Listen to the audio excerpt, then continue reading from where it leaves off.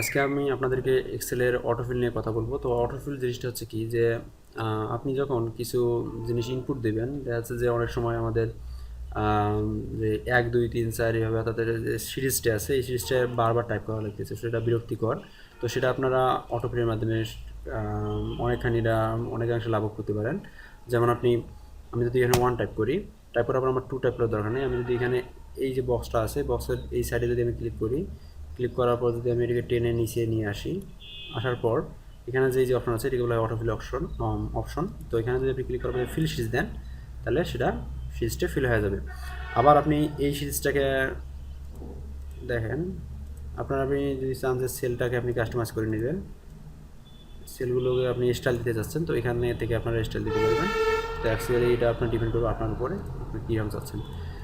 আর একটা যে এখানে যদি আমি দিলাম যে স্যাটারডে টাইপ করলাম, করার পর যদি আমি এটাকে টেনে নিয়ে এখানে ছেড়ে দেই, দেখেন দেন সেই ডের নামগুলো সে সেইভাবে নিল, যে স্যাটারডে সানডে মানডে একটা সিকোয়েন্সটা সে মেনটেন করলো। আবার যদি এখানে আমি জানুয়ারি টাইপ করি, জানুয়ারির ফুল যে ওয়ার্ডগুলো আছে সবগুলো যদি আমি দিয়ে টাইপ করি, তাহলে দেখেন সব মাসের নামগুলোকে সে ফুল সবগুলো লেটার দিয়ে মাসের নামগুলোকে ডিসপ্লে করতেছে। আবার যদি আমি শুধুমাত্র জানুয়ারি না লিখে শুধুমাত্র জান লিখি, লেখার পর যদি আমি এটাকে ফিল করে দেই, দেখেন এই সব মাসের নাম 3টে লেটার নিয়ে সে ফিল আপ করে দেবে।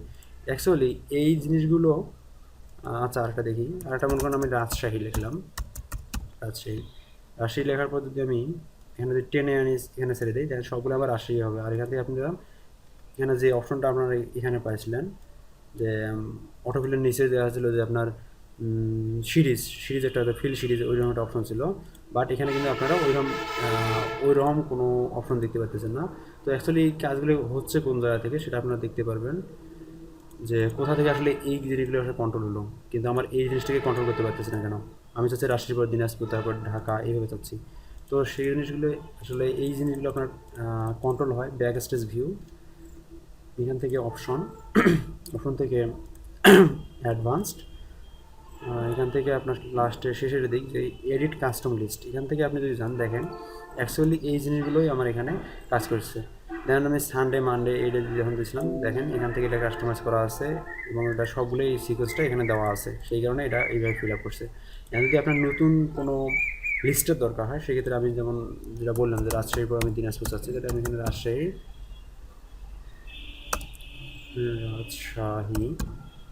কমা দিনাজপুর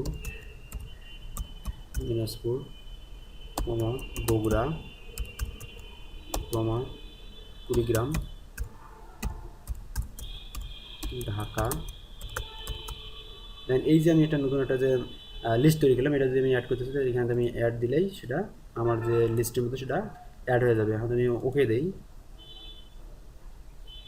ওকে। এখন যদি আমি রাজশাহী লিখি, দেখেন রাজশাহীর পর দেখেন কী আসে, খেয়াল করেন রাজশাহী লিখলাম, লেখার পর যদি আমি এটি যদি টেনে নিয়ে এখানে ছেড়ে দিই, তাহলে দেখেন রাজশাহীর পর দিনাজপুর বগুড়া, ওখানে যে আমি সিকোয়েন্সটা দিয়েছিলাম সেই সিকোয়েন্সটা সে মেনটেন করলো।